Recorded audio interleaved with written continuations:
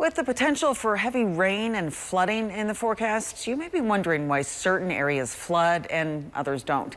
Our meteorologist Garrett Hamilton explains the challenges of predicting when and where it will flood.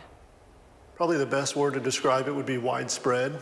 You know, anytime you get a heavy rain event throughout Springfield, you could probably just drive around and you'll find it. The it he's describing is flooding, and because of a few factors, the city and surrounding areas flood extremely easily.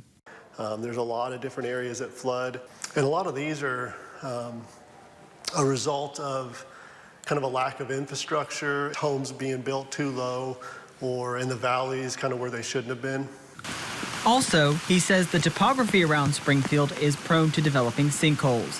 While this may sound scary, the majority of sinkholes take on the shape of a bowl where rainwater collects. Those can become overwhelmed during longer duration rain events. But for most urban areas, it's the shorter rainfall events you need to worry about.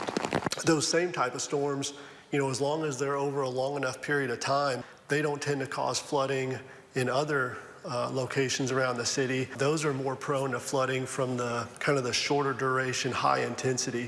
This is why it is extremely hard to predict which areas will flood. Bottom line, local emergency managers recommend you stay vigilant anytime heavy rainfall is in the forecast. You're also encouraged to report any flooding. So if we turn into a full-scale activation, we will activate what's called our public information call center, and we do alert people when we open up that phone line for storm damage reports. Zangara says if they are not in full activation, folks can call the main line or post reports on social media.